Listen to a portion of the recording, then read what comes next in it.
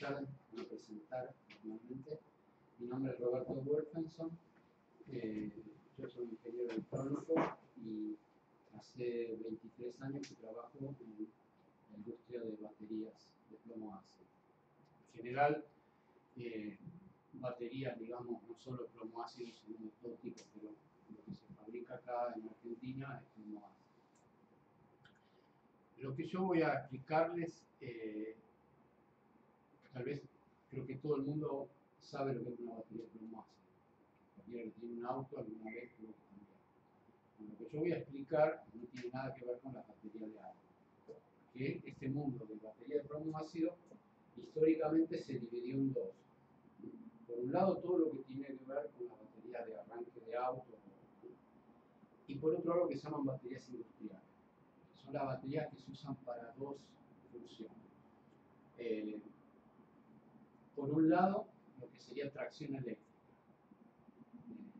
Tracción eléctrica, el uso más común es el autoelevador eléctrico, lo que se usa para cualquier galpón de logística hoy en día para mover mercadería, básicamente mover palets, colocarlos en una estantería.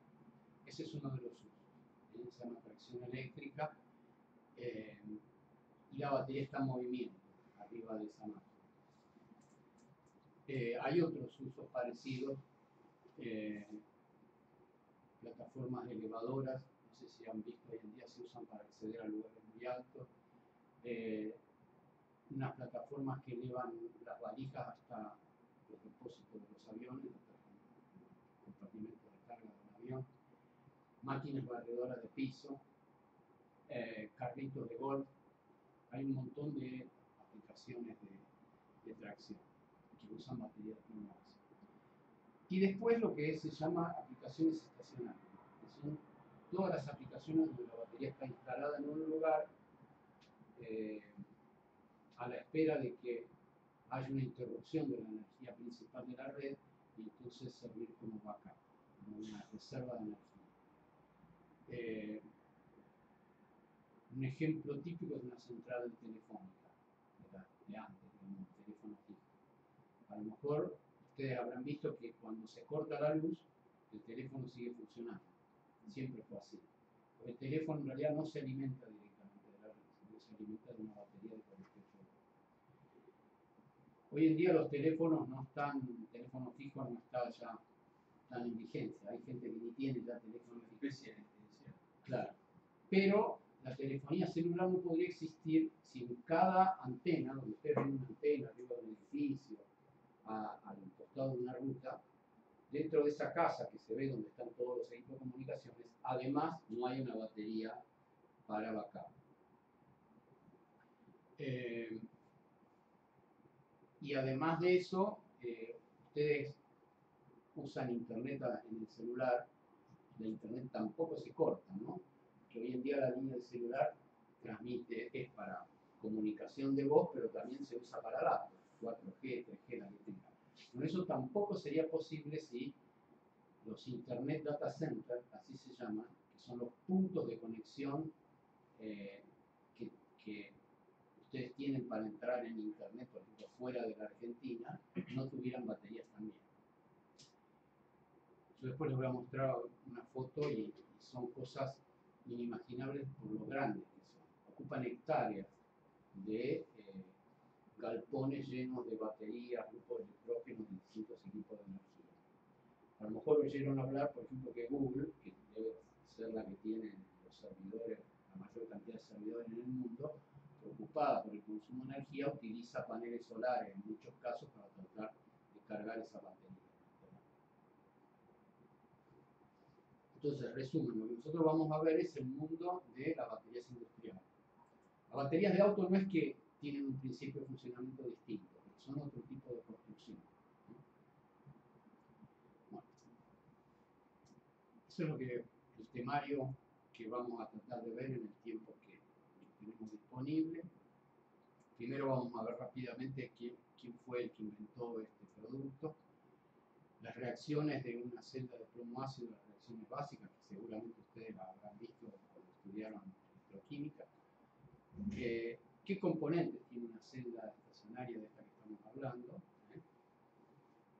La parte fundamental de una celda son las placas, es el corazón, digamos, de la construcción de una celda de plomo ácido. Yo en general voy a hablar de celda, ¿sí? Pero a veces hay que entender qué es una batería, o sea, la única diferencia es que una batería es una asociación de celdas, ¿sí? Puede ser en paralelo o en serie, pero en general en serie. Vamos a ver algunos ejemplos de estas baterías en su forma más convencional, que es lo que se llama electrolito líquido. Vamos a ver qué ventajas y desventajas tienen, es la tecnología más convencional. Y después vamos a ver cómo surgió lo que se llaman celdas selladas, baterías selladas. Ese es el nombre popular. En realidad el nombre más apropiado es BRLA, que significa Bulk Regulated Lead Acid, o sea, batería de plomo ácido regulada por una válvula. BRLA, ese es el nombre más preciso, después vamos a ver por qué.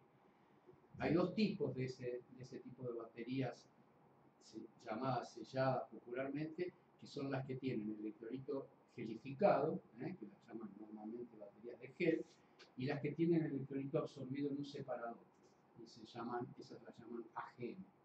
También es una sigla, significa Absorb Glass Mat, o sea, fibra de vidrio absorbente. Después vamos a ver lo que es la estrategia del plomo puro, que es lo más nuevo, lo último que se ha desarrollado en este tipo de productos. Algunos ejemplos de esas baterías BRLA, cuál es la evolución que se prevé para esta tecnología y algunos ejemplos de aplicación. Vamos a tratar de cumplir en el tiempo que tenemos. Bueno, la primera batería de plomo ácido que se conoce, digamos, que se demostró el funcionamiento y fue presentada en una academia científica, es la de Gaston Planté. 1860, Gaston Planté es realmente un personaje muy interesante, si alguno se interesa después de buscar. Hasta ese momento lo único que existían eran celdas primarias. Ustedes saben, hay dos tipos de celdas electroquímicas. Las primarias, que una vez que, digamos, entregan toda su carga, no es posible cargarlas nuevamente, y las secundarias, que serían reversibles. La celda de plomo ácido es reversible. Hasta ese momento no existían celdas que se pudieran volver a cargar. El Planté presenta la primera. La construcción, y es increíble porque una de las baterías más avanzadas que se hacen hoy en día se hacen con la técnica de Planté, eran dos cintas de plomo con un separador en el medio, que era en ese momento una goma porosa. La enrollaba, lo metía dentro de un recipiente con ácido sulfúrico diluido al 10%, y después de un proceso donde le descargaba varias veces las celdas primarias, él veía que ese dispositivo que él había fabricado le entregaba corriente a él y podía volver a hacer lo mismo. Una vez que se había descargado, volvía a cargarlo usando celdas primarias y se volvía a cargar, se revertía la red. La batería que él presentó era de 9 celdas, como se ve en esa caja, una caja de madera con 9 tubos, y estaban conectadas en paralelo, porque el tema era tener una corriente más importante. Las celdas primarias no daban mucha corriente. Con este dispositivo se logró hacer, por ejemplo, algún tipo de electrodeposición de otros metales, cosa que no se podía porque no les daba la corriente que disponía el corazón.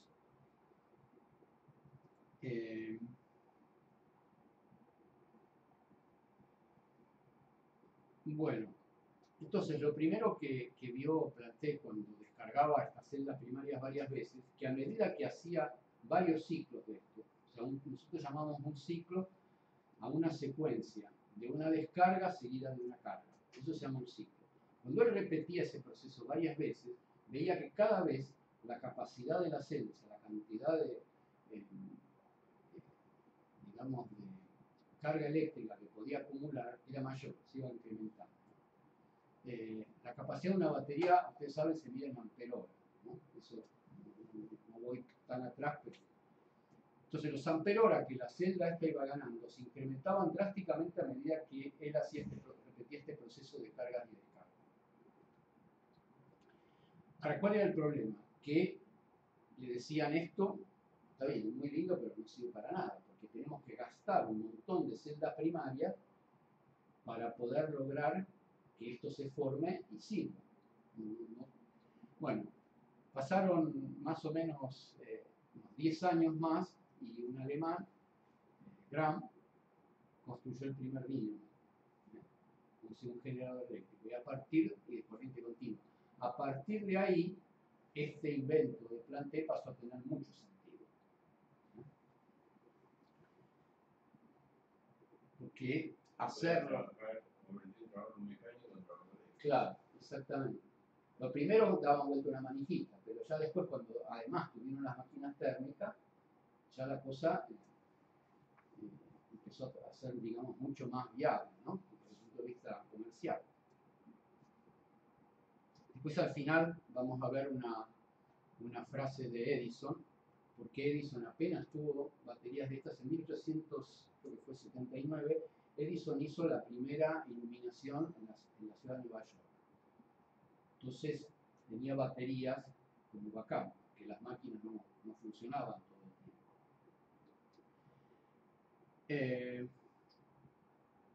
Bueno, en el tema de baterías, una de las cosas que ustedes van a ver mucha variedad es en la forma. Lo mismo pasa hoy en día con las celdas de estudio, hay de todo tipo de formato. De esa celda en espiral, la construcción práctica que pasó a existir después es lo que se ve ahí en esa foto, que es básicamente un recipiente paralelepípedo de vidrio y las placas planas, rectángulos planos. Ese tipo de baterías se utilizaron durante muchos años y todavía con alguna modificación se siguen haciendo y se las llama baterías Planté, celdas Planté. Son placas positivas y negativas intercaladas con un separador en el medio. Y después tiene dos barras colectoras que unen una de ellas todas las placas positivas y la otra barra todas las negativas. Bueno, vamos a ver un poco de cómo funciona esto. Supongo que para ustedes ya lo habrán visto. El dibujo de la izquierda es una celda que está cargada.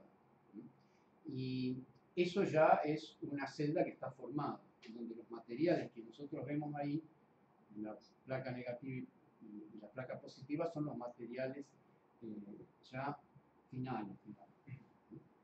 La placa positiva, que es la de la derecha, es dióxido de plomo. Y la de la izquierda es plomo puro, plomo cero, digamos, plomo neutro se lo suele llamar plomo esponjoso.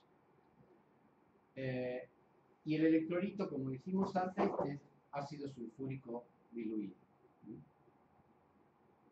Entonces, si yo vinculo en forma externa estas dos placas, ¿no? Que en realidad es una asociación de placas, son varias placas puestas en paralelo con las barras colectoras, como vimos en el dibujo anterior, por ejemplo, poniendo una lámpara, lo que se va a producir es una circulación de electrones desde la placa negativa a la positiva. Lo que va a producirse en la placa negativa, que es, digamos, el ánodo, va a haber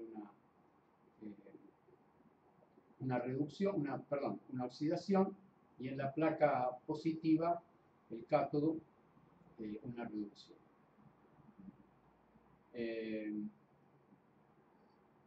Y en las dos placas, lo que se forma es sulfato de plomo. A pesar de ser distintos los materiales, en las dos, a medida que va circulando los electrones de una placa a la otra, se va formando sulfato de plomo. Esas serían las semi-reacciones de cada placa, y la reacción general es la que está abajo.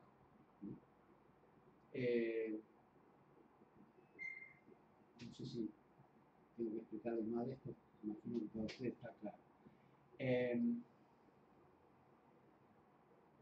Unos 20 años después que Planté inventó la batería, hubo dos científicos, uno se llamaba Glasgow y otro se llamaba Trey, que explicaron, digamos, este funcionamiento y lo llamaron la teoría de los dos sulfatos, por el hecho de que en las dos placas se forma sulfato de plomo.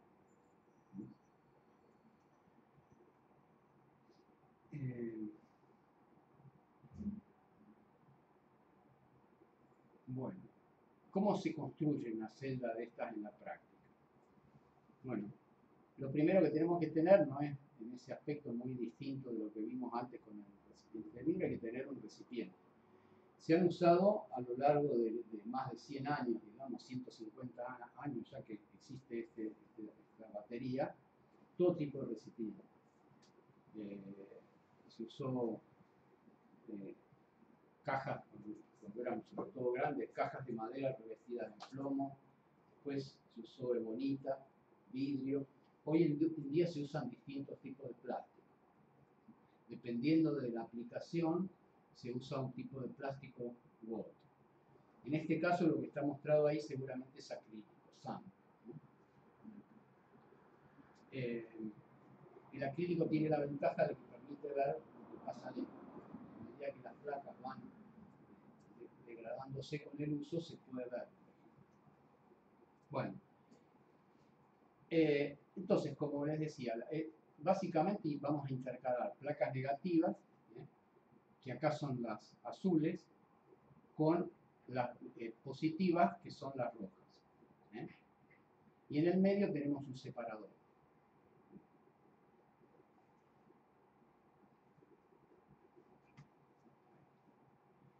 ¿Qué otra cosa tenemos? Esto que hay acá en los extremos son placas compresoras, para darle a eso una cierta compresión. La compresión que nosotros le demos va a tener mucha influencia en la resistencia interna que vamos a hacer. Entonces, ¿qué pasa? Normalmente no se fabrican celdas o recipientes de plástico, digamos, de todas las medidas. Se fabrican de asaltos. Entonces, según la cantidad de placas que yo voy poniendo, tengo que poner algún compresor en los extremos para mantener el paquete unido. En el tamaño mayor que corresponde a ese recipiente, tal vez no tenga que poner nada, pero cuando fabrico el más chiquito de esa serie, tengo que poner esas placas compresoras. Bueno, el electrolito, el separador, la placa. Hay un apoyo para las placas. Acá abajo, en este caso, no sé si ustedes lo ven, hay una nervadura acá. Es para que las placas no apoyen directamente en el fondo del vaso. ¿Por qué es eso? Porque a medida que la batería, la celda empieza a funcionar, a tener ciclos, algún material va a caer y se va a depositar en el fondo. Y ese sedimento es conductor, entonces pondría las placas de encoche. Entonces, siempre se da una cierta separación del fondo. Muchas baterías de auto de mala calidad, a lo mejor alguna vez les pasó que de repente le dan arranque al auto y están en corto. La zarandean un poco y empieza a funcionar. Eso es porque está mal proyectado la separación del fondo o, digamos, tienen un material en las placas que se desprende demasiado durante el funcionamiento. Bueno, después tienen obviamente un tapón para llenar, durante el funcionamiento hay digamos, cuando la celda encarga la tensión de electrólisis del agua, empieza a perderse agua. Entonces hay que reponerle el agua al electrolito.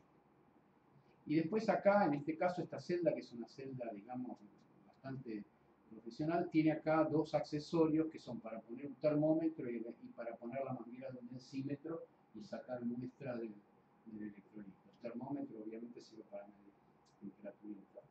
Entonces tiene un tubo porque así se puede medir digamos, más en la parte de abajo de la celda y no solamente arriba, lo que se podría hacer a través del tapón de llenado.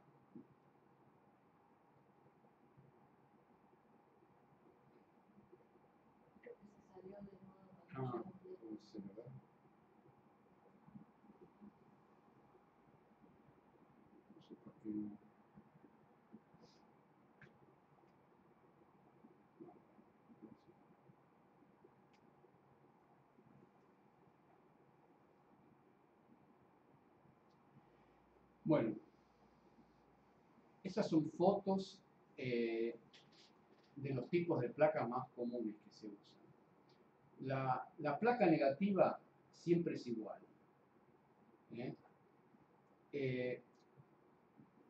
Después que Planté inventó, digamos, el dispositivo que nosotros vimos, hubo muchos avances que, diríamos, no cambian el funcionamiento, pero mejoran digamos, la ingeniería para poderla fabricar. El plomo es un material blando, ¿no? Es un material muy, digamos que sobre todo cuando tiene una geometría como esa, o sea, una forma que tiene mucha superficie y poco espesor, tiende a deformarse.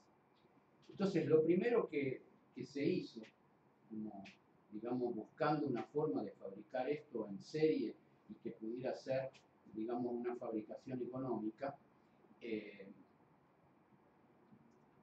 fue separar la función de soporte físico, digamos, de lo que reacciona en la reacción que vimos antes, o sea, el plomo esponjoso o el óxido de plomo, de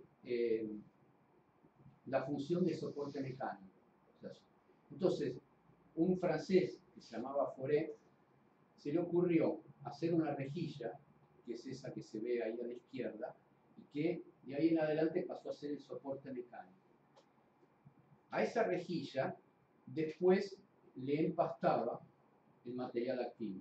O sea, fabricaba por separado el material activo. La rejilla es, bueno, ahí ahora. Si él comenzó fabricando la rejilla también de plomo, pero la rejilla también era bastante maleable. Entonces ahí empezaron a surgir, empezó a surgir la idea de buscar aleaciones del plomo que le dieran más resistencia. Y lo primero que se encontró fue el antimonio. Entonces la mayor cantidad de baterías que se fabricaron, yo diría hasta los años 30, en el caso de este tipo de baterías estacionarias, se usó antimonio. Después el antimonio se reemplazó por el calcio, mucho más barato, influye menos dentro de la reacción, porque si yo introduzco otros metales adentro de la, digamos, de la electroquímica de esa batería, voy a tener reacciones secundarias. Entonces el calcio se puede agregar en proporciones mucho menores. Para que ustedes se den una idea, el antimonio se usa en proporciones que van del 1,5% hasta el 11%, dependiendo de la aplicación de la batería. En cambio, el calcio se agrega en una proporción del 0,8. Con muy poco calcio yo logro una rejilla bastante resistente. Entonces, una vez que tengo la rejilla, que se fabrica por fundición dentro de un molde, yo en otro lado, en un mezclador, hago la mezcla de un óxido de plomo con otros aditivos para que eso forme una masa, y después la empasto sobre la rejilla. Eso sería la placa negativa y son todas iguales. Para cualquier tipo de batería siempre la placa negativa es ese tipo. Ahora, con las placas positivas hay básicamente dos tipos. La de más a la derecha, que como ustedes ven es muy parecida a la negativa, es lo mismo. En realidad es lo mismo. La única diferencia es que obviamente lo que se empasta es el dióxido de plomo, digamos, en realidad no es dióxido de plomo, es una mezcla de óxidos que después de la formación terminan en dióxido de plomo, ¿no? Básicamente se usa mili para hacer, por eso tiene color rojo, es un óxido rojo. O sea que la placa de la izquierda negativa y la positiva de la derecha son prácticamente iguales, solamente varía el material activo que yo empasto. Ahora, la del medio es lo que se llama una placa positiva tubular, que es otro concepto distinto, surgió más o menos en 1910. ¿Y cuál es ahí la idea? La idea es que, si ustedes ven, tienen acá una especie de alma o de barra colectora, a ver si logro que ahí, no sé. Bueno, la parte de arriba es como si fuera un peine, no sé si lo ven, sería como el alma del peine y después tiene como los dientes. suelen llamar espigas o espinas. Entonces, esa rejilla básica, esa se fabrica distinta, se fabrica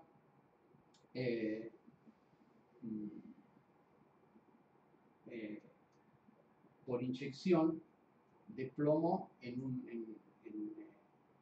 molde y no, digamos, digamos, es otro tipo de molde distinto donde el plomo se ingresa a presión. Y toma esa forma. Entonces, ¿cómo yo logro tener el material activo? Bueno, una vez que tengo esas espinas así, se coloca como si fuera un guante. O sea, son tubos que van a tener la espina en el centro. El tubo está abierto, ese guante va a estar abierto en la parte de abajo, que es donde se ve esa barrita azul abajo.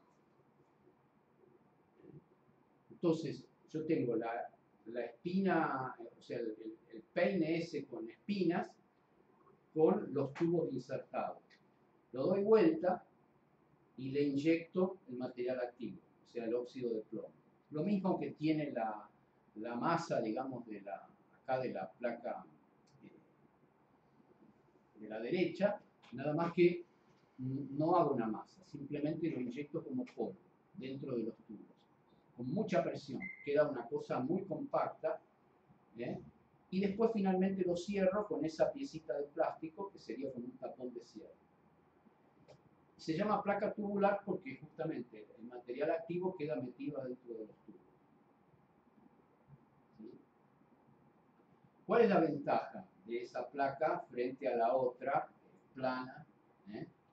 Bueno, la ventaja es que cuando la batería funciona, a lo largo de los ciclos, pierde mucho menos material por estar contenido dentro de ese tubo.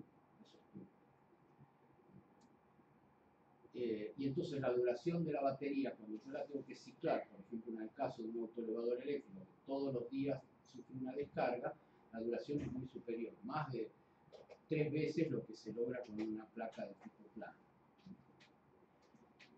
¿Qué es lo que produce que se pierda ese material? Durante la carga se generan burbujas adentro del electrolito, y esas burbujas, en el caso de una placa plana, van raspando la superficie de la placa y van produciendo el desprendimiento de material.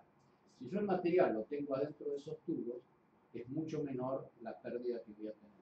La placa se defiende menor, y ese proceso en inglés se llama shedding, o sea, es como un frotado de la placa por las burbujas en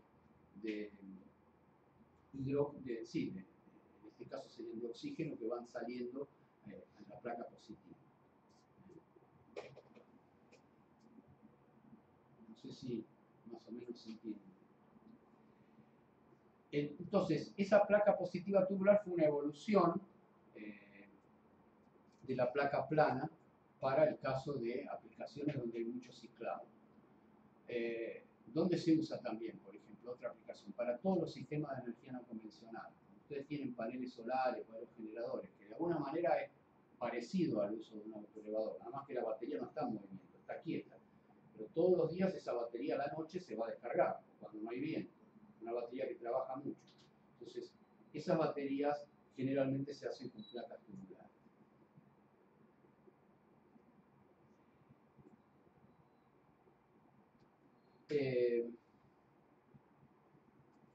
Una pregunta, les hago. Cuando ustedes hacen el apilado de las placas, ¿no? Tienen la posibilidad de poner una placa negativa, una positiva, una negativa, positiva, y en algún momento van a terminar y terminan en una negativa. Si empezaron una negativa, terminan con una negativa. Pero si empiezan con una positiva, van a terminar con una positiva. ¿Sí? Bueno, de esas dos posibilidades, la única que se usa en la industria es comenzar con la negativa y terminar con la negativa. A partir de esto que yo les estoy mostrando acá, ¿se les ocurre por qué? Porque es conductora. La negativa es... No. No, acá, por la parte que te queda conductora es la de arriba. Fíjense, piensen en lo siguiente. Las placas extremas, hay una cara que nunca va a trabajar. La que está contra el vidrio, contra el recipiente, no trabaja, no tiene otra placa al lado. O sea, yo de las placas extremas pierdo la mitad de la placa. Es inevitable. Entonces ustedes fíjense lo que es la construcción. Por ejemplo, si yo construyo la batería con una placa positiva tubular y la negativa con esa rígida. El costo, una placa positiva tubular cuesta más o menos entre 3 y 4 veces más que una negativa.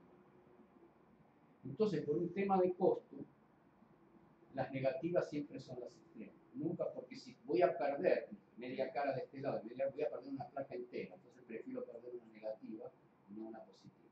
Cuando ustedes fabrican en serie muchos miles de esto por día, por semana, por mes y por año, la cantidad de material que se pierde si yo hago una elección o la otra es muy grande.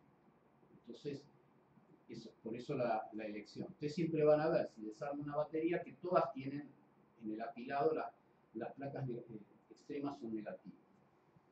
Pero te pasa una consulta de qué ancho tienen, o sea, qué tamaño tienen. Varía bastante, depende de la duración que vos le quieras dar, pero en general tienen 4 milímetros, 5 milímetros y llegan algunas placas hasta tener 9, 10 milímetros. Cuando la batería es de tipo planté, o sea, con un pedazo de plomo, digamos, tiene hasta 1 centímetro de espesor. Pero esta tecnología permite justamente reducir mucho el espesor del plomo porque no necesito ya que tenga mucha resistencia mecánica.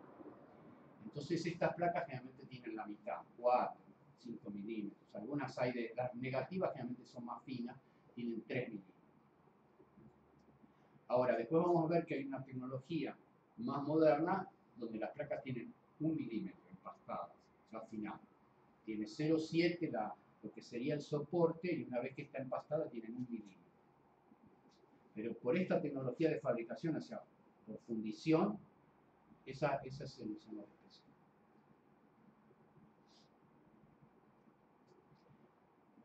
Bueno, acá tenemos alguna. Sí. ¿El color amarillo ese? Sí, azul. No. Esa que se muestra ahí es una que utiliza la empresa en la que yo trabajo y solamente la hacen en Estados Unidos. Los tubos en general son de poliéster, lo que se usa en todo el mundo. Ahora, Enersys tiene desde 1910 patentado el uso de esos tubos individuales. Acá no es un guante, sino que son tubos individuales. Están hechos con fibra de vidrio. ¿Por qué tiene ese color? Supongo que para identificarlos de otros, pero no significan nada. La diferencia entre usar tubos individuales, o sea, cuando ustedes empiezan a hilar fino acá, la superficie de contacto del material activo con el electrolito pasa a tener una importancia muy grande. Cuanto más superficie de contacto yo tenga, más capacidad voy a tener, sobre todo capacidad instantánea, lo que sería potencia. Entonces, el guante es un guante literalmente, tiene el problema que los dedos están unidos y no aprovecho el espacio entre los tubos. Esa tecnología de usar tubos individuales, si bien es más laboriosa porque hay que insertar tubo por tubo, logra tener un poco más de potencia que la que tiene el guante entero. Después hay otros detalles. Yo entiendo que, puedo decir que, a ver, dentro de esos tubos, Sí. ¿qué va? ¿Vale electrolito? No, dentro de ese tubo hay polvo de polvo. minio en polvo. ¿Pero dónde está en contacto con el electrolito? Porque es poroso ese tubo. Ah, Es muy poroso. Está bien, porque yo decía, No, es muy poroso, no es sólido, es muy poroso. Sí. Es muy poroso. Sí. Depende, digamos, justamente. claro, eso evita que el material se desparrame. Se desgrana, exactamente, para eso. Evita que el material se desgrane. Y decir que el material ese... Claro, Enersys usa fibra de vidrio o una mezcla de fibra de vidrio con poliéster y logra que eso dure mucho más años de funcionamiento, pero más caro también. Los poros supongo que son poros micrones. Hay más abiertos, más cerrados, según el tipo de tejido. Ahí entra mucha cosa de la industria textil. Hay una que se llama woven, non-woven, o sea, que tengan una trama, digamos, determinada, una trama que es medio al azar y no tiene un patrón determinado. Y después las formas. Enersys hace los tubos cuadrados. La mayor parte de los fabricantes hacen los tubos redondos. Ahora, cuando vos haces la superficie lateral de un cuadrado, es más que la de un círculo, digamos, para el mismo diámetro. Entonces lográs tener más capacidad. Pero como eso está patentado, entonces otros no lo pueden usar y tienen que hacerlo redondo. Cada 10 años cambian alguna pavada y vuelven a renovar la patente, desde hace como 100 años. Bueno, a mí me sorprende que cuando le empastan el material, o sea, porque eso tiene como huecos, ¿no? Esas rejillas que usan. O estoy viendo mal. Sí, ahí es donde vos vas a empastar. Esos cuadraditos, todos van a quedar. ¿Vos cuál decís? Sí, sí, porque los cuadraditos quedan. Esto decís vos, esas líneas que se ven en el medio. No, claro, yo digo, la de la izquierda no tiene, se ve el fondo, digamos, porque es como que está hueco. Esta es la rejilla virgen, Virgen. sin nada. Y esta es la rejilla ya empastada. Entonces, la pasta queda, mucha Adherida. pasta queda, pero Claro. queda como sin soportar. La pasta después vos la vas a depositar húmeda. Y después, así como haces con una torta, la tenés que cocinar, tenés que hacer el proceso de curado y secado. Pasa por un horno donde sufre, digamos, un proceso de temperatura y humedad y después se seca. Esa humedad, ese proceso digamos, de temperatura con humedad, lo que hace es lograr la adherencia de la pasta a la rejilla. Se produce como una oxidación en la superficie de la rejilla y la pasta queda adherida. Si yo no hago eso, la resistencia interna va a ser mucho mayor. No, sí, lo que pasa es que yo imaginé que yo hubiese puesto un óxido, digamos que iba a ser un polvo y el polvo. No, es una masa. No, esto es muy parecido a trabajar en la cocina. Se mezcla en una mezcladora, como la mezcladora de cemento que gira, se mezcla. Por ejemplo, nitargirio, pocominio, se le agrega ácido puro, agua y un montón de aditivos. Se agregan, por ejemplo, fibras para que estén ligadas, se agrega un poco de carbón. Porque los óxidos son particulados, ¿no? ¿Qué cosa? Los óxidos son todos particulados. Sí, algo tenés que son poner, micrones, algo tenés que poner como para que haga una malla. El diámetro de las partículas son micrones. Claro. Sí, sí. Pero eso entonces tiene que mezclar con algo, con una fibra que también tiene que ser conductora, me imagino. Tenés que poner todo lo que vos le pones a una masa para que quede ligada. Claro, perfecto.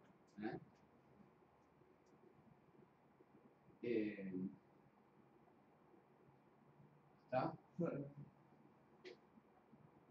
Bueno.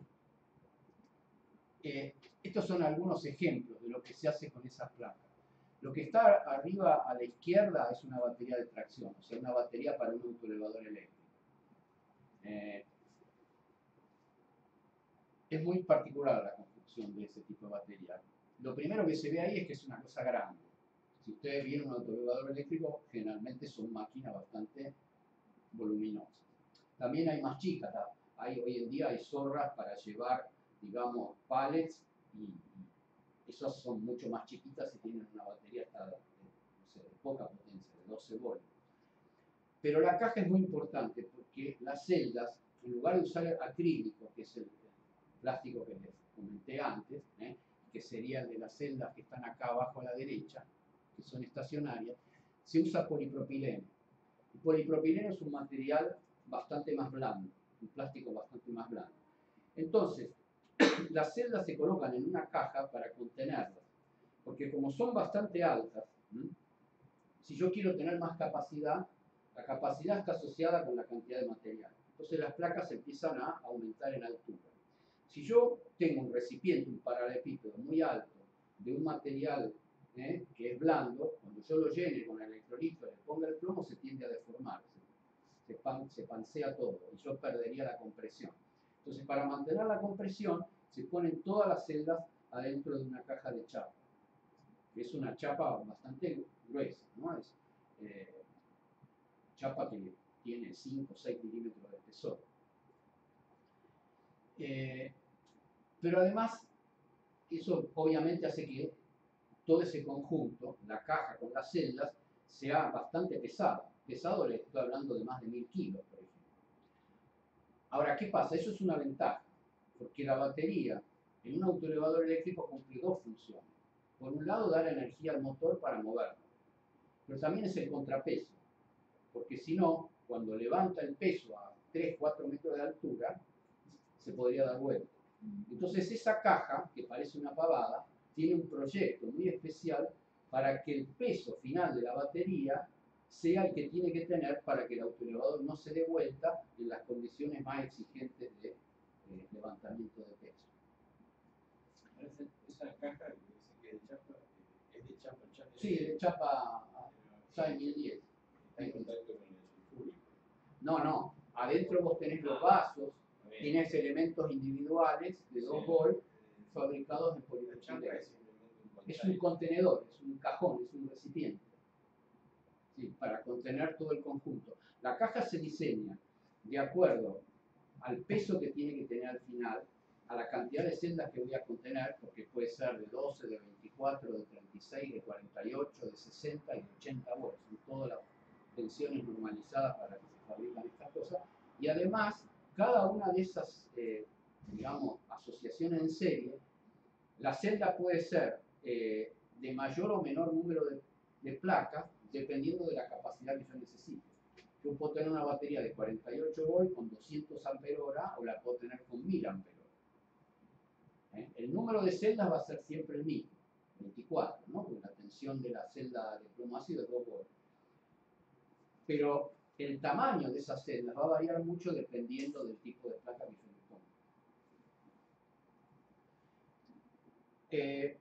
Abajo, digamos, debajo de la batería negra tienen otras del mismo tipo. Ahí se ven algunas más chiquitas, que son para lo que yo les comentaba antes, que serían las zorras, esas que son llevadas por un hombre, ¿no?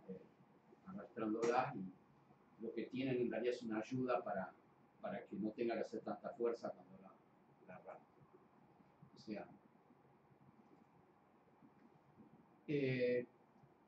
la celda del medio arriba, que esa está construida en acrílico y es una celda estacionaria típica de un Internet Data Center. O sea, esa es la celda que se usa en los nodos de Internet para mantener una reserva de energía si se llega a cortar la luz, ¿sí? Que no se corte. Sería un segundo que se corte la energía en un data center y puede ser un desastre por la cantidad de información que está pasando.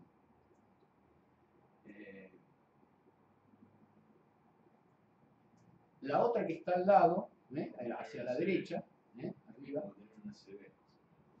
Exactamente. Sí, no, y si ustedes visitan o sea, las centrales telefónicas ya, digamos, la sala de baterías era una cosa muy especial, con acceso restringido, pero hoy en día para entrar en la sala de baterías de un Internet Data Center, yo creo que más fácil irlo a ver a Macri que entrar en un lugar de eso.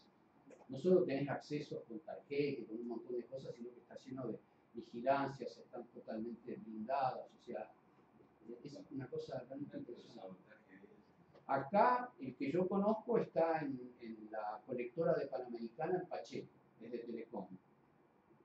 Pasan todas las comunicaciones de todos los bancos que le contrataron el servicio a Telecom y de empresas grandes, y bueno, y de lo que nosotros, digamos, enviemos, no sé, por Metro, que se llama la Telecom, lo de Fibertel, que ahora creo que es de Telecom, debe pasar por ahí también. Y bueno, cada empresa tiene uno. Eso pasó a reemplazar a lo que antes era una central telefónica.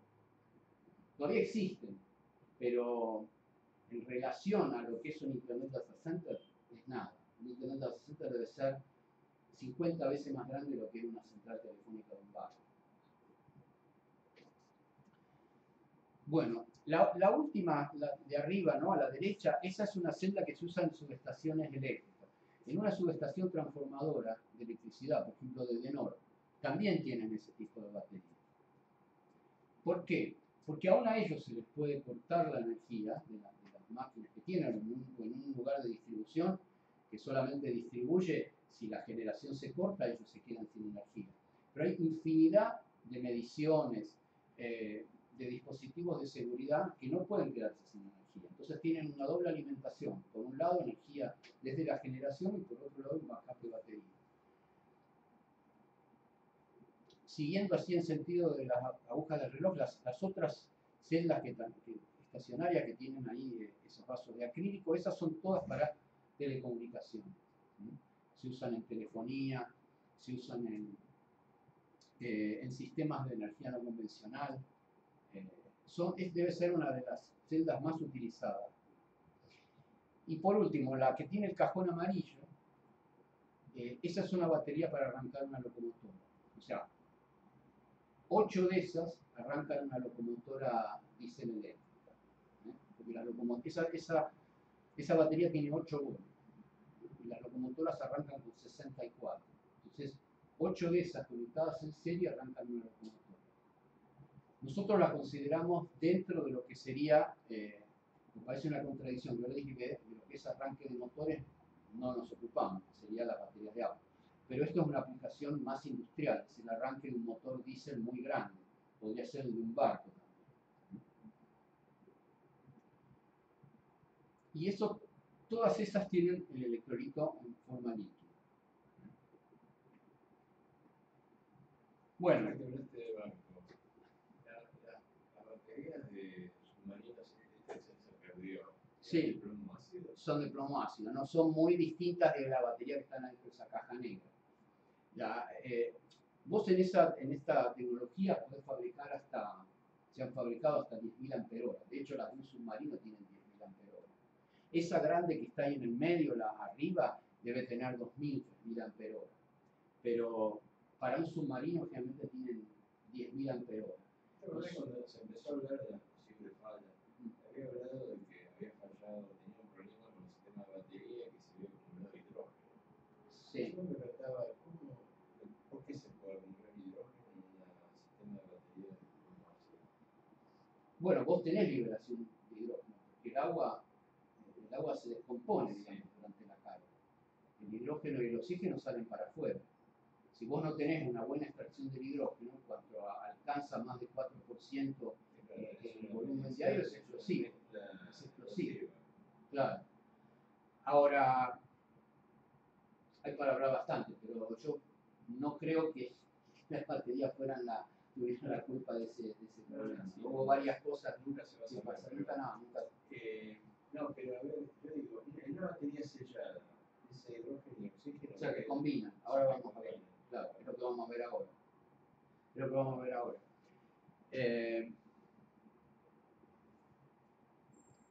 Sí, una celda para cerrar, digamos, lo que me preguntaste.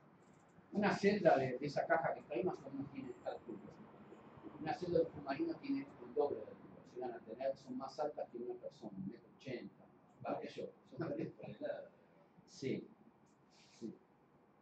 Sí, y además son de muy alta tensión. Además son baterías de muy alta tensión, porque imagínate que si vos tenés que tener la potencia de un motor eléctrico de eso, centenares de kilowatts, la única forma de conseguirlo, si no tendrías barras de cobre gigantescas, es con mucha tensión.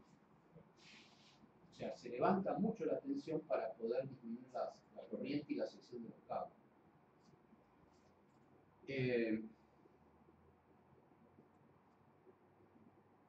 Después, bueno, no lo tengo en mi computadora, pero creo que tengo alguna foto que puedo mostrar.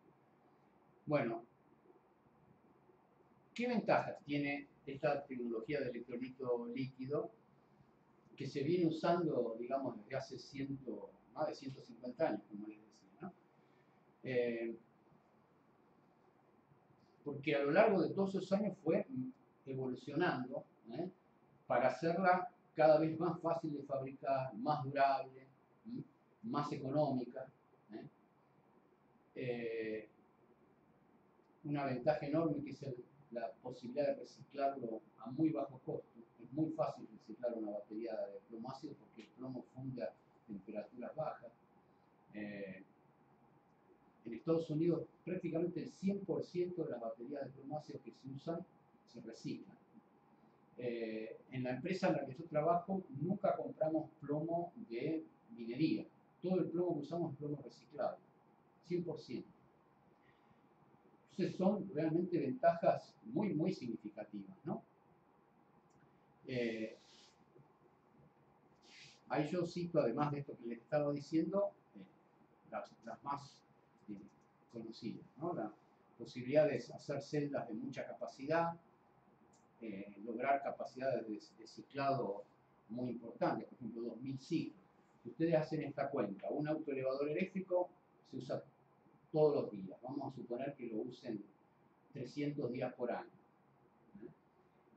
Quiere decir que 2000 ciclos significan casi 7 años de funcionamiento continuo. Eso es, digamos, bastante...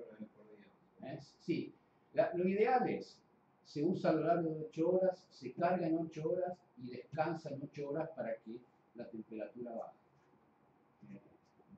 Como cualquier, digamos, sistema de este tipo, a medida que yo aumento la temperatura, la velocidad de todas las reacciones aumenta. Y entonces la batería dura menos si yo la uso a 45 grados que si la uso a 25. Cada 10 grados de aumento de la temperatura, aproximadamente la vida útil de estos productos se reduce a la mitad.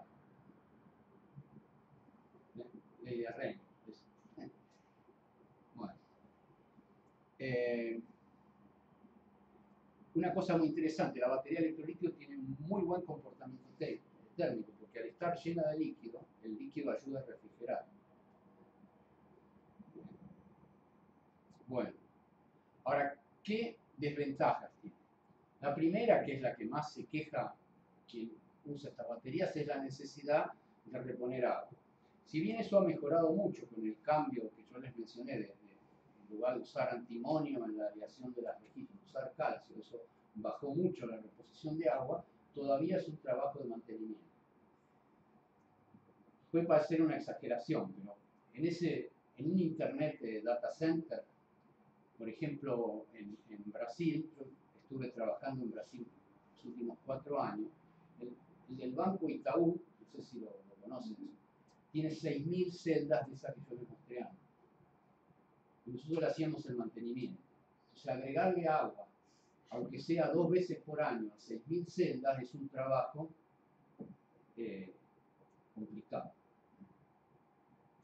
Las celdas, para tener 6000 celdas en un espacio más o menos razonable, están en varios niveles. A veces llegan a más de 2,5 metros del piso. Entonces, para un operador agregar agua allá arriba, por más que llevan bombas, llevan un montón de elementos, es muy complicado.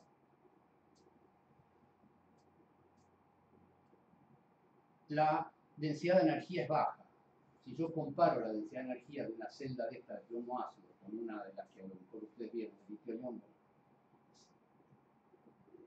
espeluznante la diferencia. Una celda de esta difícilmente tenga más de 25, 30 como mucho amperhora por kilowatt hora por kilogramo de peso. Es bajísima la densidad.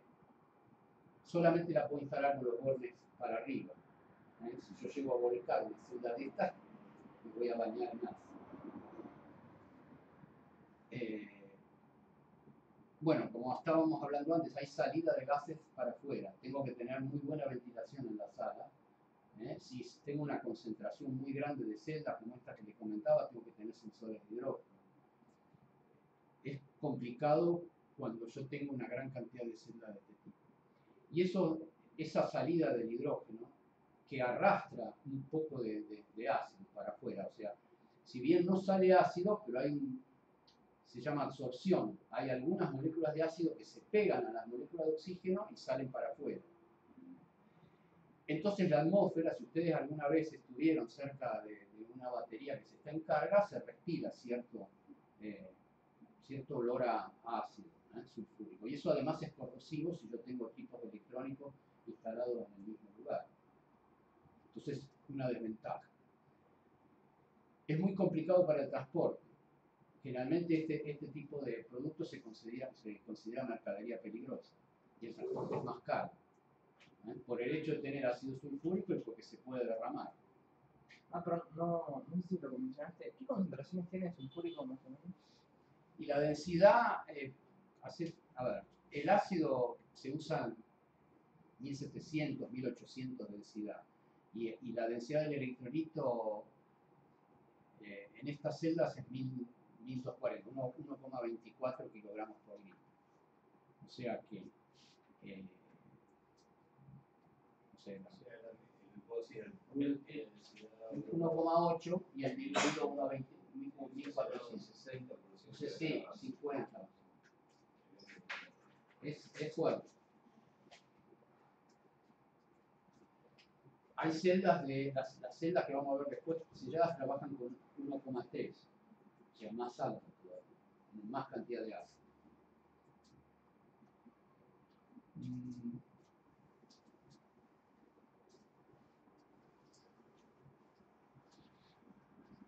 Y sí, claro. Bueno, y después el otro tema es que el rendimiento entre carga y descarga es bastante bajo, digamos. Si bien en relación a otro tipo de máquina es mucho mayor, pero es difícil alcanzar más del 80%. Haciendo la relación entre la energía que yo obtengo de la celda cuando la descargo y la que le entrego para volverla a cargar. Y toda esa energía además que le entras cuando la cargas produce liberación de gases. Claro, se pierde el calor, electrólisis, básicamente en esas dos cosas, en calor y en electrólisis. El hecho de la gasificación que hay al final. La gasificación al cargar este tipo de celda es necesaria. ¿Por qué? Porque vos tenés una determinada densidad que es pareja a lo largo de digamos, cuando comienza la descarga. Pero durante la descarga, el electrolito que está en contacto con las placas va bajando su densidad. Pero el electrolito que está debajo de las placas, por ejemplo, como es muy lenta la difusión, va a terminar la descarga y va a tener una densidad más alta. Cuando yo vuelvo a cargar la celda, necesito homogeneizar toda esa diferencia de densidades entre lo que está entre las placas, lo que está abajo y lo que también tengo arriba. Imagínense que si yo le tuve que agregar agua, digamos, después de un ciclo de esto, la de arriba todavía va a estar más diluida. Entonces, mezclar todo eso, ¿cómo lo hago? Bueno, hay muchas técnicas para hacerlo, pero la más común es simplemente dejar que burbujee el electrolito. Entonces, esas burbujas lo mezclan. O sea, tienen por un lado un efecto, digamos, dañino, que si la placa es plana, van a contribuir a esa pérdida, a ese desgranamiento, pero por otro lado mezclan el electrolito. Una técnica que se usa es, en el momento que yo llego al final de la carga, cuando ya todo el sulfato se revirtió a los componentes originales, y yo necesito mezclar el electrolito, en lugar de mantener un tiempo más la carga, por uno de esos agujeritos que se vio al principio, esos tubitos que están ahí, se inyecta aire comprimido. Entonces el aire comprimido mezcla el electrolito. Los cargadores, además de tener, digamos, todos los circuitos electrónicos para cargar, tienen un pequeño compresor que suministra aire comprimido. Y eso mezcla, mejora el electrolito, aumenta la eficiencia porque ya no tengo que usar tanta energía para mezclar, y dura menos la carga. ¿Y eso está automatizado? Sí, está automatizado. A partir de un cierto nivel de tensión, arranca la bomba que manda aire comprimido. Bueno, entonces esas eran las desventajas. Entonces, en algún momento, más o menos hace unos 80 años, se empezó a pensar, bueno, ¿qué podemos hacer para mejorar este producto? Superar todas las desventajas que tiene y no perder las ventajas. Entonces, una de las primeras cosas que se vio era el tema del electrolito. ¿Cómo hago para inmovilizarlo?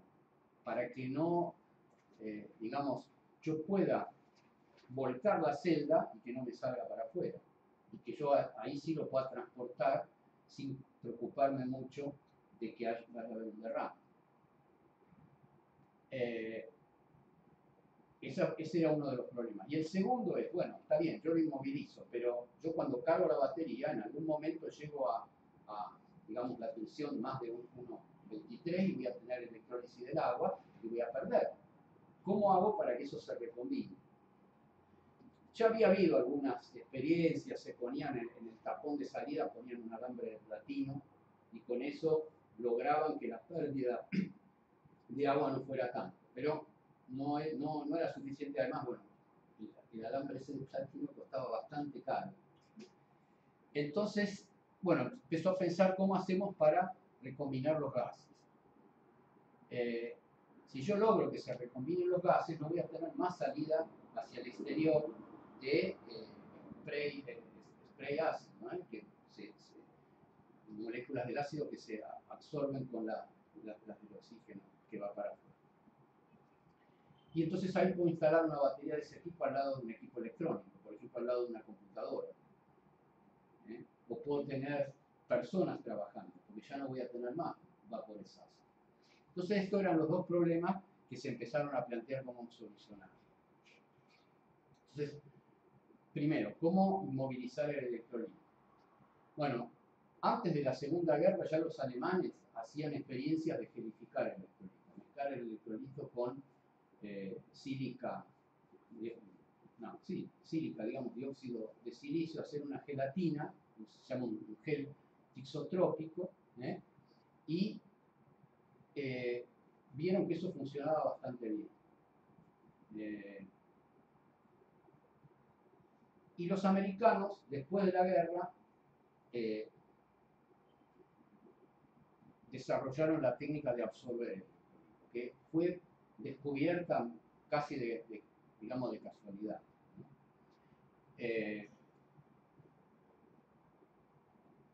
Los soldados llevaban baterías de plomo ácido en la espalda para las radios.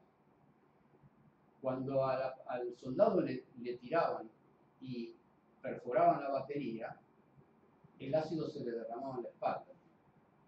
Entonces se les empezaron a pensar, ¿qué hacemos para que, está bien, la batería por ahí la perdemos, pero que el ácido no se le derrame en la espalda? Entonces, bueno, el pelo de conejo es un pelo que absorbe mucho líquido en relación al peso que tiene. Es un material, digamos, natural, muy liviano, que tiene una capacidad de retener líquido muy grande en relación al peso. Entonces empezaron a fabricar celdas de plomo ácido para, digamos, para estas aplicaciones. Son celdas chiquitas, como una batería de moto, menos de 10 amperohora, y adentro le metían pelo de conejo. Entonces, por lo menos lograban que el pelo de conejo absorbiera eso y no se derramara. Pero la batería todavía no funcionaba por recombinación, simplemente tenían esa posibilidad. Después de la guerra, obviamente, fabricar con pelo de conejo no es, digamos, barato, es muy caro el pelo de conejo. Apareció la fibra de vidrio. Y entonces se empezó a ver que la fibra de vidrio tenía propiedades para absorber líquido muy parecidas a las del pelo de conejo. Y empezaron a fabricar este tipo de material. Una firma inglesa que tiene un nombre bastante divertido, que se llama H&B, y que fue una de las primeras en fabricar este tipo de separadores. O sea, juntaron la función de absorber con la función del separador, porque las fibras de vidrio son aislantes. Entonces empezaron a fabricar separadores con estas fibras de vidrio. Y de esa manera lograron que el electrolito se mantuviera retenido. Entonces, por un lado tenemos la idea de los alemanes de convertir el líquido en una gelatina, y por otro lado, la idea de los americanos de absorber. Ahora, hasta ahí lo retenemos, lo mantenemos inmovilizado. El tema es cómo logramos que se recombine. Bueno, ahí lo que se vio es que en el caso del separador absorbente, si yo no lo saturo de líquido, o sea, le dejo cierta cantidad de espacios vacíos,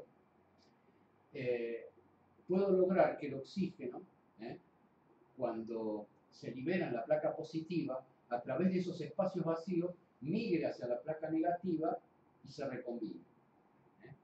Obviamente, para eso tengo que dejar que no se escape. Tengo que hacer que no se escape.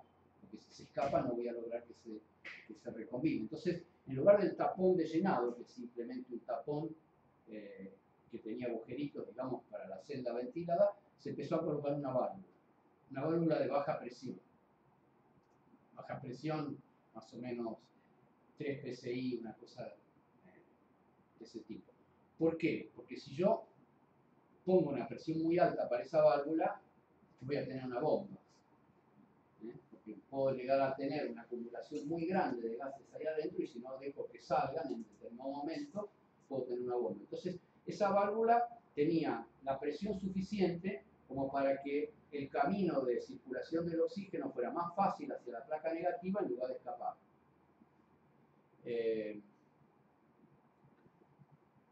Y en el caso del gel, ¿qué se vio? Que después que yo fabrico el gel, al principio la batería trabaja como si fuera una batería convencional de electrolito líquido.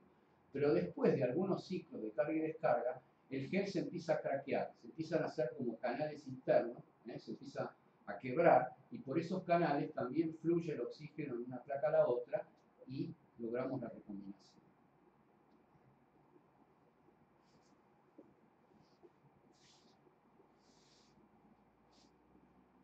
Bueno, ¿Por qué se habla del flujo de oxígeno de una placa positiva o negativa y no del hidrógeno de la positiva contraria? una buena pregunta, no te sé contestar. Supongo que debe ser más fácil que el oxígeno se difunda hacia la placa negativa que lo Sí. Bueno, hay una reacción intermedia que vamos a ver ahora y tal vez eso te explique, porque no es que se recombinan directamente. En realidad el oxígeno migra y se combina con el plomo de la placa, se forma un óxido de plomo que a su vez vuelve a reaccionar con el ácido y ahí, digamos, cuando se forma, se vuelve a formar sulfato de plomo y ahora lo vamos a ver. Por ejemplo, te puse una pregunta, ¿hay gas dentro de estas células? Sí, cuando está cargándose, sí, tenés hidrógeno. No, pero ¿hay un espacio físico para que haya gas? Sí, la parte de arriba, entre digamos, la tapa, el tapón por donde vos la llenás y donde empiezan las placas, tenés un espacio. ¿Sí? O sea, y eso tiene aire. Y eso está con aire. Entonces podríamos pensar que toda la celda está saturada en aire. Hola. La celda va a estar como saturada en aire. Posiblemente el oxígeno o sea, me refiero, el oxígeno que está llegando al otro electrodo no es que viene tal vez directamente de la otra placa, sino que está porque hay oxígeno en toda la celda. No, viene de la otra placa. El oxígeno ese del aire de arriba no. Es especial Sí, sí, no, ese no tiene. Ah, es especialmente lo que se genera. Sí, hay que hacer la cuenta, pero con la capacidad de la batería vos podés saber cuánto oxígeno se genera. Porque Y es bajo el porcentaje de oxígeno en el aire. un litro de oxígeno, una batería no va a tener más. Bueno, una barbaridad, un litro de oxígeno son décimas de moles de oxígeno. Eso sí genera Claro, una tenés carga de un razón, tenés razón. Bueno. Acá yo hice este esquema como para entender y ahí por ahí podemos analizarlo, vamos a preguntar. El oxígeno gaseoso, entonces, yo ya tengo la celda que llegó a la primera, digamos, la carga tiene dos partes, ¿no? La primera parte, toda la energía que yo le mando a la celda, todos los amperolas que yo le inyecto, es para revertir el sulfato y volverlo a óxido de plomo y plomo. Pero llega un momento que ya todo el material está convertido.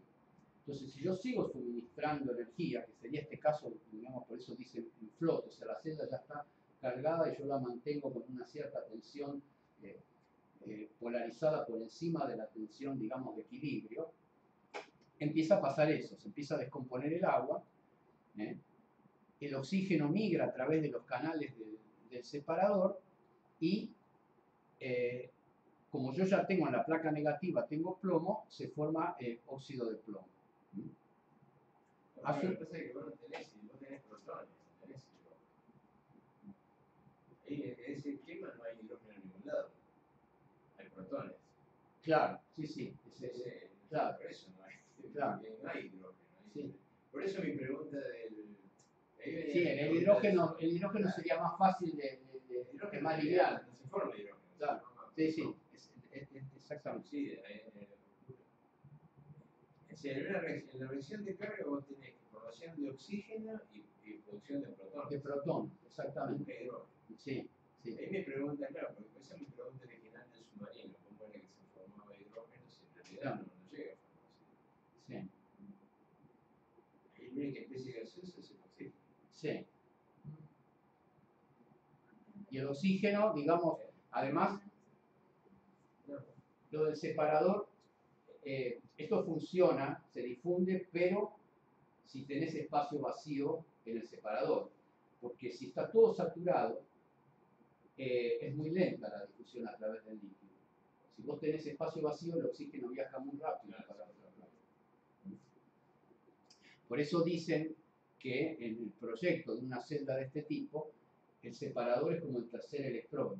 O sea, tenés que diseñarlo con mucho cuidado porque depende del espesor, del grado de saturación, un montón de detalles, si esto funciona o no. Muchas celdas de estas que se fabricaron nunca funcionaron, porque no lograban tener el grado exacto de espacio vacío para que hubiera una buena recombinación. Bueno, ese óxido de plomo se descompone y vuelve a reaccionar con el ácido sulfúrico y se forma nuevamente sulfato de plomo y agua, ¿no? Siempre eso manteniendo una circulación de corriente desde una fuente externa, o sea, con un cargador conectado. Y por último, el sulfato de plomo vuelve a convertirse por la corriente que está ingresando nuevamente en plomo puro y en ácido sulfúrico y se deja de producir bueno, hay dishidrógeno gaseoso, pero serían los protones de hidrógeno, ¿no? Y entonces otra molécula de oxígeno va a migrar y el ciclo comienza nuevamente. O sea que hay una reacción intermedia, no es que se combinan directamente, ¿no? ¿Ah? Bueno, esa fue la primera celda de este tipo que se fabricó. Y fíjense que no es muy distinta de la que hizo Planté. Eso es una celda cilíndrica y está hecha con 2 cintas de plomo enrolladas. Esto, la primera vez que se hizo fue más o menos en 1970. Y la compañía que la hizo no era una compañía, digamos, que se dedicara específicamente a esto, una compañía que se llama Gates. Se dedicaban a goma, creo que más que nada por el tema de los separadores. Después esa compañía fue comprada por Hermes, por eso hoy en día la fabricamos, pero inicialmente era una empresa independiente. Bueno, las placas, como les decía antes, eran muy finas. Ahora vamos a ver cómo hacían para fabricarlo, porque para hacer esto tuvieron que idear una técnica de fabricación completamente distinta. Bueno, las celdas de gel no, tienen digamos, siempre han tenido este formato, formato prismático, y bueno, no tiene mucho más secreto que el hecho de que el electrolito está gelificado. El separador es muy parecido al de una celda de electrolito líquido, las placas son prácticamente las mismas, solamente puede variar la aleación, pero la construcción es muy parecida. Entonces, ¿cómo se hace este tipo de celda BRLA y ya directamente usando plomo puro? Acá yo menciono, digamos, cuáles eran algunas desventajas que pesar de tener una celda sellada, todavía representaba el hecho de tener, por ejemplo, aleaciones.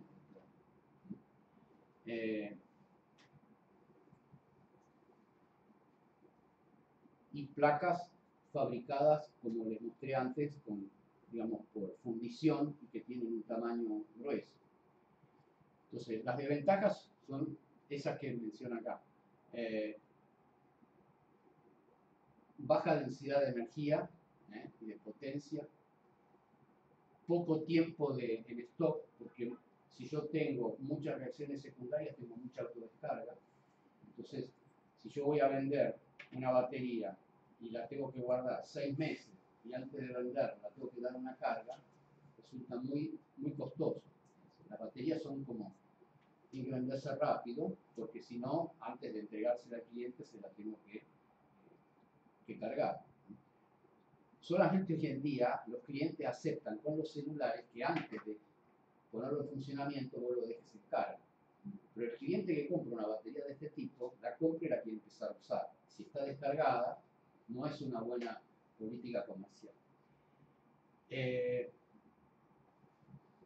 Entonces, se buscó varias cosas, digamos, cómo superar. Si yo no quiero tener reacciones secundarias, lo único que tengo que tener dentro de la celda es plomo. Y el ácido tiene que ser lo más puro posible. Entonces, ¿cómo hago para fabricar una placa de plomo que tenga la suficiente resistencia mecánica, pero que sea fina? Además, ¿cómo logro aumentar la densidad de energía? Entonces, lo que se vio es lo siguiente: si yo logro colocar más cantidad de placas en el mismo espacio, lograría tener más superficie de contacto del material, digamos, activo con el electrolito. Salvando las distancias, es lo que se hace con una nanotecnología, voy reduciendo el tamaño de las partículas y cada vez tengo más superficie de contacto. Entonces, el proceso que se ideó es este: se partía de una cinta de plomo muy fina y se hacía un mecanizado en frío, o sea, un estampado en frío de esa cinta de plomo, haciéndole, digamos, ese rejillado que vimos antes, pero en lugar de hacerlo por fundición, hacerlo directamente por estampado. Y la cinta esa se hacía un laminado en frío de un lingote de plomo grande. Por sucesivo aplastamiento se lo va llevando, digamos, al espesor que se necesita y a la forma que necesita.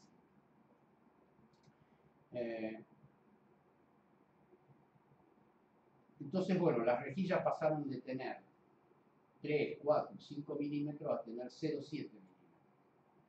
Y la placa empastada con el espesor de la pasta, no más de 1 milímetro en total.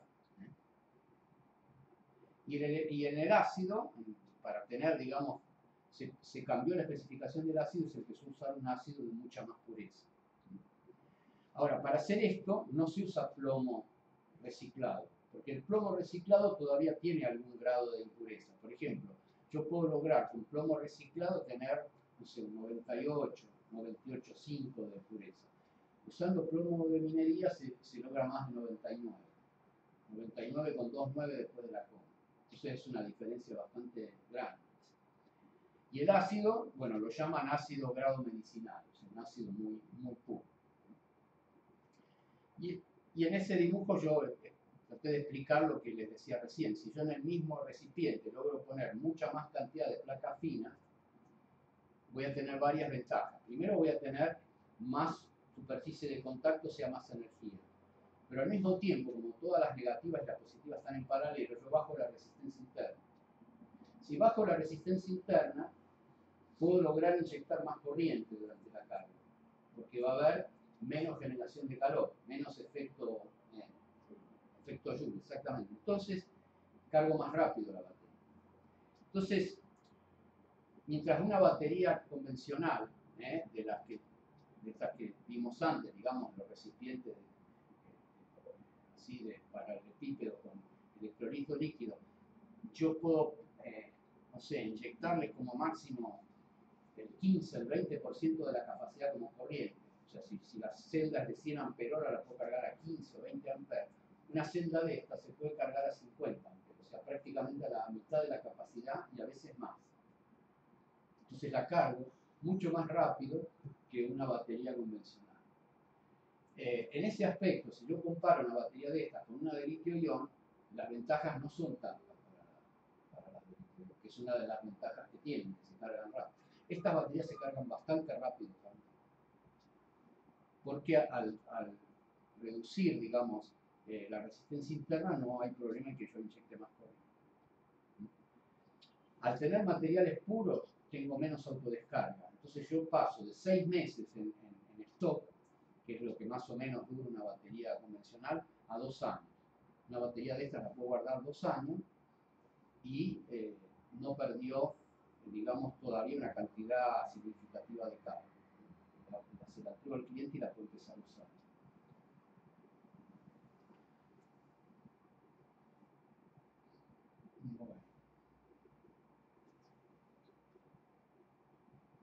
Bueno, ahí hay algunos ejemplos, ¿no? Como ven, no son todas redondas. Las redondas se fabrican más o menos hasta 10 amperoras. Cuando yo necesito capacidades más grandes, ya se fabrican con estos formatos.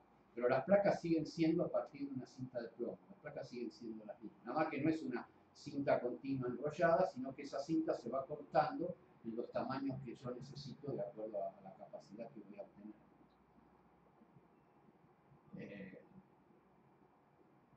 Es enorme la variedad de modelos que hay para esta tecnología. Todas las cosas se hacen medio a medida, ¿no? O sea, una empresa le solicita una batería que tenga... No, estas no, estas son todas estándar. Tienen tamaño fijo y el cliente se tiene que adaptar a lo que hay, pero las capacidades son, por ejemplo, qué sé yo, tener de 30, de 40, de 50, de 60, 70 y así, en el caso de los monobloques, hasta 200 amperoras, en saltos de a 10 amperoras. Entonces, prácticamente vos haces un proyecto, siempre tenés que proyectar por exceso, o sea, te va a sobrar un poco, pero siempre encontrás una. Además son modulátiles, ¿no? Sí. Claro.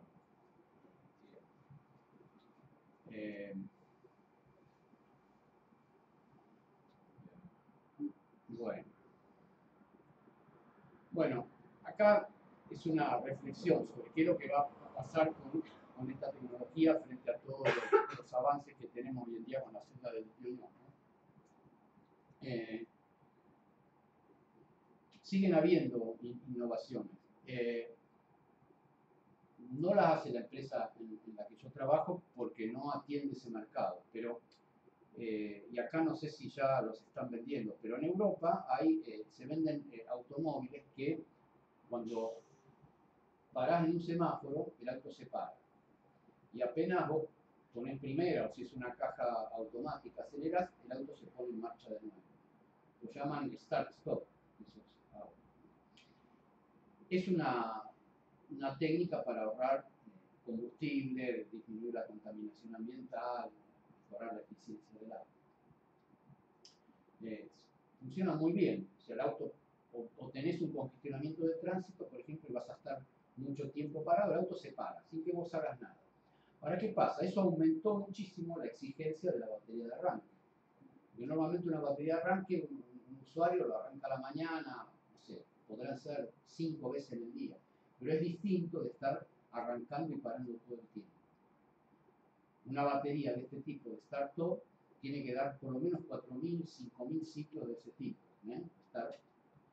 Entonces, cuando los fabricantes de autos empezaron a querer usar los autos de esa forma, porque arrancar o parar el auto es una pavada, con toda la electrónica que tiene un auto hoy en día es muy fácil. El tema es qué batería les daba la energía para eso. Cuando empezaron a usar las baterías convencionales, en una semana no servían más.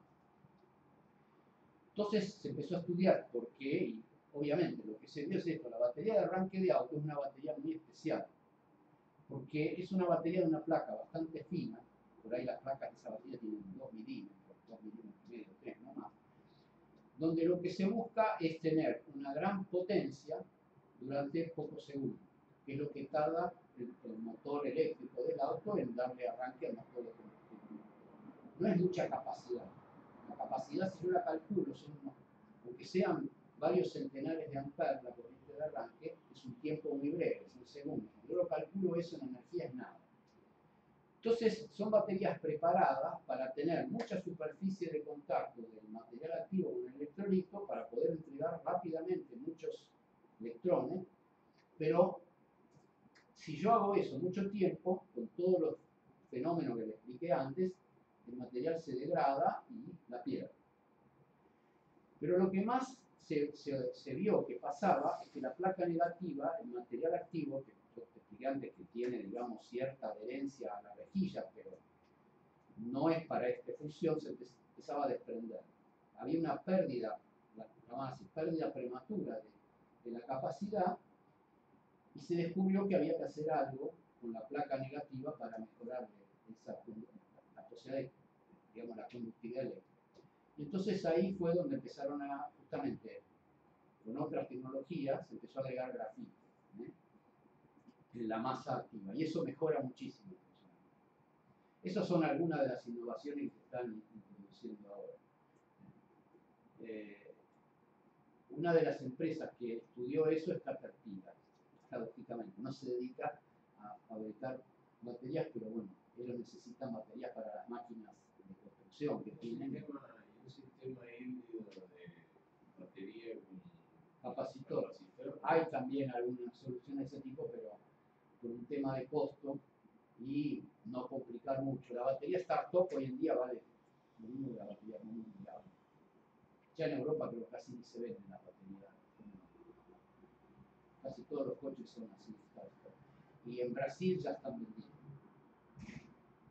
Sandero, por ejemplo, un auto, ellos lo llaman popular, un auto y viene con startup. Cuando paras en el semáforo, el auto se para. Yo no lo sé, no sé si están vendiendo. Supongo que algún auto importado, eso no sé qué.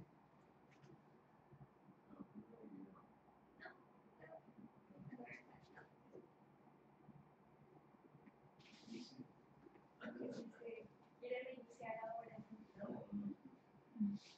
Así que bueno, esa es una de las últimas innovaciones, ¿no? El agregado de carbón en la placa, de grafito en la placa negativa. Si comparamos la cantidad de unidades y el dinero, ¿no?, de venta de baterías de plomo ácido en relación a cualquier otra tecnología, sigue siendo abismal la diferencia a favor de la batería de plomo ácido.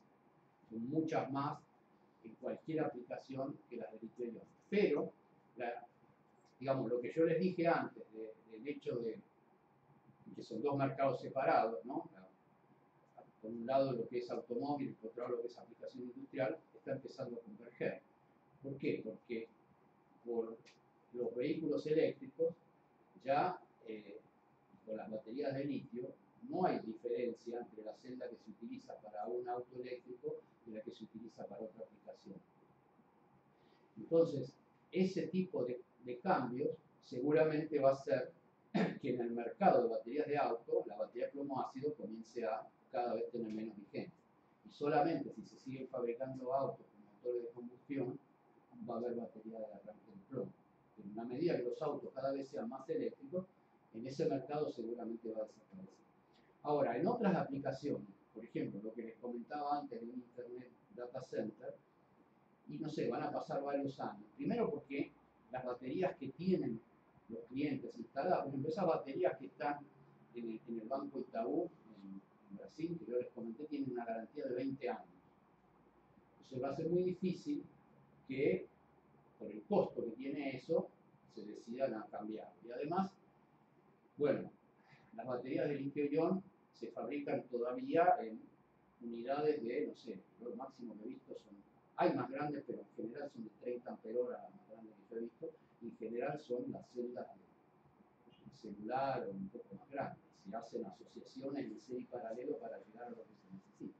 En una batería de 3000 amperoras, en un solo bloque de litio-ion, seguramente va a ser bastante más complicado. En autoelevadores eléctricos ya se está empezando a fabricar con litio-ion, pero hay un tema, que es lo que yo le dije antes del peso. El peso del plomácido es una ventaja en este caso, no una desventaja. Entonces una batería de litio-ion, yo ya vi algunos proyectos y de repente uno se encuentra con lastre. Sin poner lastre porque si no el autoelevador se da vuelta. Entonces este tipo de pros y contras va a hacer que la migración de una tecnología a la otra tal vez no sea tan rápida. Y además tampoco sabemos si la batería de litio va a ser la única tecnología que va a existir como alternativa a esto, porque hay un montón de otras opciones y que ustedes seguramente habrán visto, el sodio, ¿no? O sea, el litio no es el único metal de esa parte, ¿no? Y el otro tema es el reciclado. O sea, la empresa en la que yo trabajo hace ya muchos años que, digamos, porque es también una forma digamos, de no tener problema cuando una fábrica está instalada en un vecindario, es el tema ambiental. Uno no puede fabricar algo y contaminar el ambiente, ya sea el aire, el agua, la tierra. Entonces, todo lo que se fabrica en plomo se recicla. La cultura del reciclado dentro de una fábrica de baterías de plomo es muy difundida. Y la tecnología, como le decía hoy, es muy simple. En Argentina hay muchísimas fundiciones de plomo que reciclan baterías, o sea, tanto las industriales como las de... Y todos los materiales de una batería de plomo ácido se aprovechan, todos. El ácido, acá no, en Argentina no tanto, pero en Estados Unidos se fabrican muchísimas cosas con el ácido reciclado, hasta apresto para la ropa. No sé bien cuál es el proceso, pero hasta eso hacen, ¿no? Acá, en general, se lo vuelve a reutilizar para procesos donde no se necesita tanta pureza de ácido, por ejemplo, en el decapado de chapas. El plástico de las cajas de las baterías se vuelve a reutilizar. Hay muchísimas cosas que ustedes compran hoy en día en el comercio y utilizan en su casa y por ahí no saben que está hecho con plástico de cajas de batería de auto. Una de las cosas más comunes es el balde de albañilería. En una época los baldes de albañil eran de chapa, hoy en día son todos de plástico negro. Eso es todo caja de batería de auto o de batería de autoelevador eléctrico que se recicla. Otra cosa, maceteros para plantas. Casi todos los maceteros de polipropileno que ustedes compran en un vivero están hechos con plástico reciclado. Y así hay varios productos más. Bueno, obviamente se fabrican también, se fabrican piezas internas de la batería. El apoyo ese de la placa que yo le mostraba antes para darle separación, que nosotros lo llamamos brillo, o sea, puente, se fabrica con plástico reciclado. Y bueno, el plomo se recicla en su totalidad. Lo único que no se puede reciclar son los separadores y bueno, ya está ahí alguna pieza mínima, ¿no? Con las baterías de litio-ion todavía no hay una tecnología de reciclado que se conozca. Tampoco hay masa crítica, digamos, no hay tanta cantidad como para... Y lo que se puede llegar a recuperar de los materiales es muy poco, o sea, sería muy costoso por ahora el reciclado de una batería de litio, ¿no? No sé, podrán recuperar cobalto, no sé, pero ¿de cuánto hay? Nada. Hay mucho trabajo sobre está empezando a crecer la... Claro, porque empezás a tener masa crítica, ¿no? Se espera que... Bueno. ¿Cuánta transparencia nos queda? Dos o tres. Sí, dos o tres. Límite sería las 8. Sí, no, ya está, ya terminamos. Acá yo hice un resumen de en qué se usan. Yo les mencioné algunas de las aplicaciones, pero como para que ustedes tengan una idea de dónde se van a encontrar con baterías de ese tipo. Bueno, el sistema de comunicación con parábola de microondas, que ya es un sistema antiguo, todas tienen batería. Sistema de comunicación de satélite, telefonía celular, subestaciones transformadores, en las centrales nucleares, una batería tiene que ser súper confiable. Hay infinidad de operaciones que si no tienen energía ininterrumpida puede llegar a ser un problema. Las baterías, si yo tengo que vender una batería nuclear acá en Argentina, en Estados Unidos hay un departamento especial que estudia el caso, porque tiene un montón de garantías. Ya ven lo que son las garantías. A un data center tiene 20 años de garantía. No hay muchos productos que se puedan vender con esa garantía. O sea, uno está muy seguro de lo que está fabricando. Refinerías de petróleo. Bueno, iluminación de emergencia. En un hospital, imagínense una sala de cirugía, se corta la luz. Bueno, Internet Data Center. Ahí ven lo que yo les decía. Son varias bancadas, varios niveles de batería. Todo lo que es energía no convencional. En Brasil ahora, yo antes de volver para acá, a un plan de electrificación rural del gobierno de Brasil en el nordeste, en lugares donde es imposible llegar con otro tipo de energía, en el medio del Amazonas, hay más de 3.000 sitios con paneles solares y baterías, escuelas, puestos sanitarios, puestos de la gendarmería, digamos.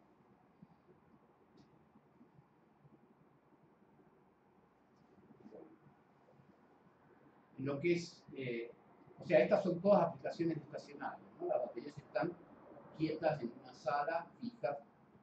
Estas son todas aplicaciones móviles, ¿no? Arranque de locomotoras o iluminación y señalización. Todos los cruces de barrera deberían tener, acá no sé, pero deberían tener una batería para que la barrera siga funcionando si se corta la luz, porque es un tema de seguridad, ¿no? La batería, la barrera tiene que bajar si está viniendo luz. Bueno, autoelevadores, lavadoras de piso, todo lo que yo les mencioné antes. Y este es un comentario, es una cosa interesante que encontré de una frase de Edison. Porque pasaron 150 años desde que digamos, desde la primera batería o más. Entonces, fíjense lo que pensaba Edison en 1883.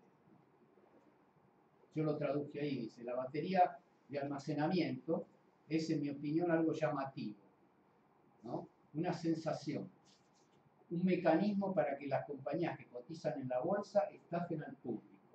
Dice, la batería de almacenamiento es uno de esos objetos peculiares que apelan a la imaginación y los estafadores de la bolsa no podrían desear algo más perfecto que esto. Tan pronto como un hombre se pone a trabajar en la batería secundaria, desde que la llamaba incluso batería secundaria, ¿no? Si fuera, digamos, bien científico, se pone a le surge su latente capacidad para mentir. Desde el punto de vista científico, en el almacenamiento está todo bien, pero comercialmente es el más absoluto fracaso que uno podría imaginar. O sea, por alguna razón, estaba muy enojado con los que fabricaban baterías de plomo ácido.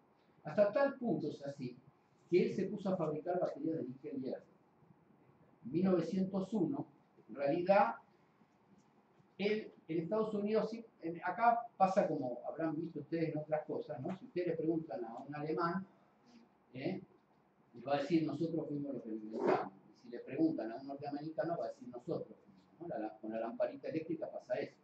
Osram dice que lo inventaron los alemanes y en Estados Unidos dicen que Edison la inventó y que creó, para eso creó General Electric.